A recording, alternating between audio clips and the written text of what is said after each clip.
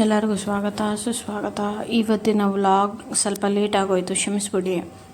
ನೋಡಿದ್ದೀರಾ the amount of mess that goes into a kitchen. ಅದನ್ನು ತಿರ್ಗಾ ಜೋಡಿಸಿ ತೊಳೆದು ನೀಟಾಗಿ ಮಾಡಿಟ್ಟು ಅದನ್ನು ತಿರ್ಗಾ ನೀವು ನೋಡುವಾಗ ಅದು ಅಸ್ಥೆಟಿಕ್ ಆಗಿರೋಕ್ಕೆ ನಾವು ಮಾಡೋ ಅದ್ರ ಹಿಂದೆ ನಾವು ಎಷ್ಟು ಕಷ್ಟಪಡ್ತೀವಿ ಅಂತ ಈ ವಿಡಿಯೋಲ್ಲಿ ನಿಮಗೆ ಗೊತ್ತಾಗುತ್ತೆ. ಆ್ಯಂಡ್ ಇನ್ನೊಂದು ವಿಷಯ, ಈ ವಿಡಿಯೋಲ್ಲಿ ನಾನು EMI ಕ್ಲೀನಿಂಗ್ ಬಗ್ಗೆ ಮಾತಾಡಬೇಕು ಅಂತಿದ್ದೀನಿ. EMI ಕ್ಲೀನಿಂಗ್ ಅಂದರೆ ಏನು? ದಿನ ನಾವು ಗೂಡಿಸ್ತೀವಿ, ಒರೆಸ್ತೀವಿ, ಬಟ್ಟೆ ಪಾತ್ರೆ ಕೆಲಸ ಎಲ್ಲ ಆಗುತ್ತೆ, ಓಕೆ, ಇಶ್ಯೂ ಇಲ್ಲ. ಆದರೆ ಅದ್ರ ಜೊತೆ ನಮ್ಮ ಡೀಪ್ ಕ್ಲೀನಿಂಗು, ನಮ್ಮ ಕಿಚನ್ನೇ ತಗೊಳ್ಳಿ ಎಕ್ಸಾಂಪಲ್. 10 ಭಾಗದಲ್ಲಿ 1 ಭಾಗ ಮಾಡಿಬಿಟ್ರೆ, ದಿನ 1 ಭಾಗ ಮಾಡ್ತಾ ಹೋದರೆ ಅದೇನಾಗುತ್ತೆ, ಎಲ್ಲ ಒಟ್ಟಿಗೆ ನಮ್ಮ ತಲೆ ಮೇಲೆ ಬಂದು ಬೀಳಲ್ಲ. 1, 2 ಈ ಕೆಲಸದಮ್ಮನ ಕರೆಸಿ extra deep cleaning extra pay ಮಾಡಿ ಎಲ್ಲ ಮಾಡೋ ಅವಶ್ಯಕತೆ ಇರಲ್ಲ. 3 ಅರ್ಬನ್ ಕ್ಲಾಪು ಅವರು ಇವರು ಕರೆಸಿ ಮಾಡೋ ಅವಶ್ಯಕತೆ ಇಲ್ಲ. ನಮ್ಮ ಸಾಮಾನು ಎಲ್ಲಿಟ್ಟಿದೆ ಅಂತ ನಮಗೆ ಚೆನ್ನಾಗಿ ಐಡಿಯಾ ಇರುತ್ತೆ, ಜೊತೆಗೆ ನಾವೇ ಕ್ಲೀನ್ ಮಾಡಿದ್ದೀವಿ ಅಂತ ಸ್ಯಾಟಿಸ್ಫ್ಯಾಕ್ಷನ್ ಇರುತ್ತೆ. ಇವಾಗ ನಾನು ಚೋಳೆ ಕರಿ ಮಾಡ್ತಾ ಜೆನ್ಜಿ, ಎಸ್ಪೆಷಲಿ ಜೆನ್ಜಿಗೋಸ್ಕರ ಕೆಲವೊಂದು ಪಾಯಿಂಟ್ ಹೇಳ್ತೀನಿ. ದಯವಿಟ್ಟು ಗಮನ ಕೊಟ್ಟು ಕೇಳಿ. ನೀವು ಜೆನ್ಜಿ ಆದರೆ ಒಳ್ಳೆಯದು, ಇಲ್ಲಾಂದ್ರೂ ಕೇಳಿಸ್ಕೊಳ್ಳಿ. ಒಂದು, ದುಡ್ಡಿಂದ ನಾವು ಸರ್ವೀಸಸನ್ನು ಬೈ ಮಾಡ್ಬೋದು, ಕ್ಲೀನಿಂಗು ಕುಕ್ಕಿಂಗ್ ಸರ್ವೀಸಸ್ ಬೈ ಮಾಡ್ಬೋದು. ಆದರೆ ನಾವು ಜವಾಬ್ದಾರಿ ಖರೀದಾರಿ ಮಾಡೋಕ್ಕಾಗಲ್ಲ. 2, ನಮಗೆ ಯಾರಿಗೊಬ್ರು ದುಡ್ಡು ಕೊಡೋ ಅಷ್ಟು ಕೆಪಾಸಿಟಿ ದೇವ್ರು ಕೊಟ್ಟವ್ರೆ, ಕೆಲಸದಮ್ಮ ಇಟ್ಕೊಳ್ಳೋ ಕೆಪಾಸಿಟಿ ದೇವ್ರು ಕೊಟ್ಟವ್ರೆ ಅಂತ ಹೇಳಿ ನಾವು ಕೆಲಸ ಮಾಡೋದು ಕಲೀಲೇ ಇರಬಾರ್ದು ಅಂತ ಏನಿಲ್ವಲ್ಲ. ಕೆಲಸದಮ್ಮ ಇರಲಿ ಬಿಡಲಿ, ನಮ್ಮ ಕೆಲಸ ನಾವು ಮಾಡ್ಕೊಂಡು ಹೋಗೋದು ನಾವು ಕಲೀಲೇಬೇಕು. ಜೀವನ ಎಲ್ಲಿಗೆ ಕರ್ಕೊಂಡು ಹೋಗುತ್ತೆ, ಯಾವ ಮೂಮೆಂಟ್ ಚೇಂಜ್ ಆಗುತ್ತೆ ಗೊತ್ತಿಲ್ಲ. ಸೊ ಹಾಗಾಗಿ just because you can afford to hire somebody, that doesn't mean that you should not know how to do it yourself. ಒಂದು ಕೆಲಸನ ಯಾರೋ ಒಬ್ಬನ ಕರೆಸಿ ಔಟ್ಸೋರ್ಸ್ ಮಾಡಿಸೋದು, ಅದನ್ನ ಅರ್ಥ ಮಾಡಿಕೊಂಡು ಮಾಡೋದ್ರಲ್ಲಿ ಸುಮಾರಾಗಿ ವ್ಯತ್ಯಾಸ ಇದೆ.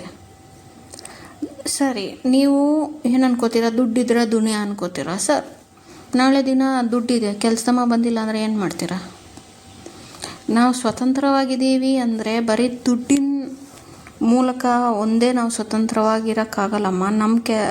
ಅದೊಂದೇ ಇಟ್ಕೊಂಡ್ರೆ ನಮಗೆ ಸ್ವತಂತ್ರ ಬಂದ್ಬಿಟ್ಟಿದೆ ಅಂತ ಹೇಳೋಕ್ಕಾಗಲ್ಲ. ದುಡ್ಡು ಜೊತೆ ನಾವು ನಮ್ಮ ಜೀವನ ಹೆಂಗೆ ನಡೆಸ್ಕೊಂಡು ಹೋಗೋದು ಬರುತ್ತಾ ಇಲ್ವಾ, ಮನೆ ನಡೆಸ್ಕೊಂಡು ಹೋಗೋದು ಬರುತ್ತಾ ಇಲ್ವಾ, ಅದನ್ನು ಯೋಚನೆ ಮಾಡಬೇಕು. ನಮ್ಮ 3 ಕಡೆಗೂ ಇದ್ರೇ ನಾವು ಸ್ವತಂತ್ರವಾಗಿದ್ದೀವಿ ಅಂತ ಹೇಳೋಕ್ಕೆ ಬರಬೇಕು.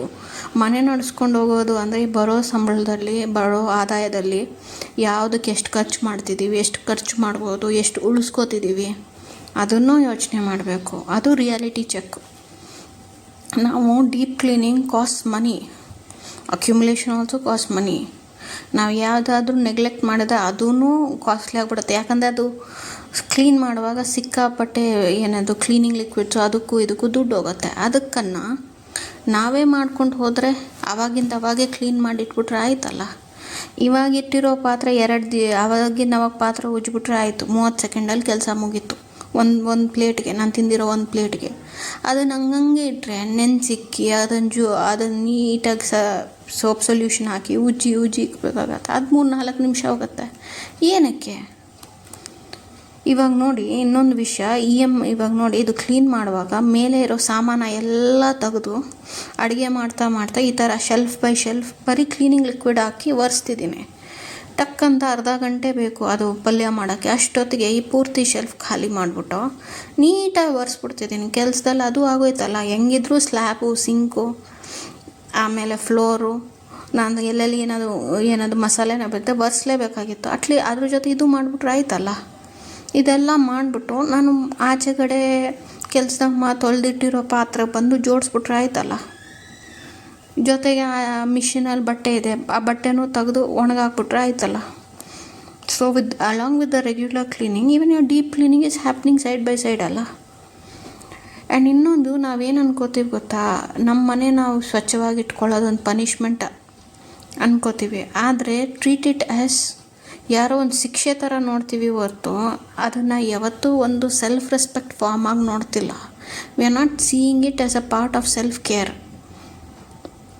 ಆ್ಯಂಡ್ ನಮ್ಮ ಮಾನಸಿಕ ಪರಿಸ್ಥಿತಿ ನಮ್ಮ ಪರಿಸರಗಳಿಂದ ದೂರ ಇಲ್ಲಪ್ಪ. It's not a separate thing.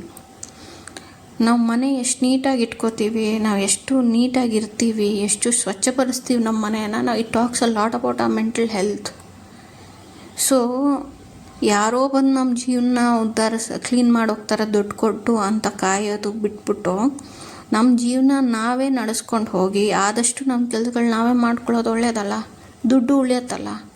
And most importantly, nobody became rich by spending, people became rich by saving. So ನಾವು ದುಡ್ಡಿದೆ, ಎಲ್ಲ ದುಡ್ಡು ಅವ್ರನ್ನೂ ಇವ್ರನ್ನೂ ಕರೆಸಿ ಕ್ಲೀನ್ ಮಾಡಿಸ್ಕೊಂಡು ಆಚೆ ಕಡೆಯಿಂದ ಊಟ ತಿನ್ನಿಸ್ಕೊಂಡು ತೊಗೊಂಡು ಬಂದು ತಿಂದ್ಬಿಟ್ಟು ಆ ಡಿಸ್ಪೋಸಿಬಲ್ ಪ್ಯಾಚಸ್ ಅವಾಗೆ ಬಿಸಾಕ್ಬಿಟ್ರೆ ಏನು ಉಳಿಯುತ್ತೆ ದುಡ್ಡು? ಸೊ ನಮಗೆ ಹಣವಂತರಾಗಬೇಕಂದ್ರೆ ಒಂದು ದುಡಿಯೋದು ಬರಬೇಕು, ಎರಡು ಆ ದುಡ್ಡು ಉಳಿಸ್ಕೊಳ್ಳೋದು ಬರಬೇಕು, ಆವಾಗೇ ಆಗುತ್ತೆ. Prevention is always better then cure. ಎರಡು, ನಾವು ಎಷ್ಟು ನೀಟಾಗಿ ಸಾಮಾನು ಇಟ್ಕೊಂಡಿರ್ತೀವೋ ಅಷ್ಟು ದಿನ ನಮಗೆ ಬಳಸ್ಕೊಳಕ್ಕಾಗತ್ತೆ. ಸೊ ಹೊಸ ಸಾಮಾನು ತಗೊಳ್ಳೋ ಅವಶ್ಯಕತೆ ಇರಲ್ಲ. ಸೊ ಅಲ್ಲಿ ದುಡ್ಡು ಉಳಿಯುತ್ತೆ. So that is one more thing that we should keep in mind ಅಲ್ವಾ?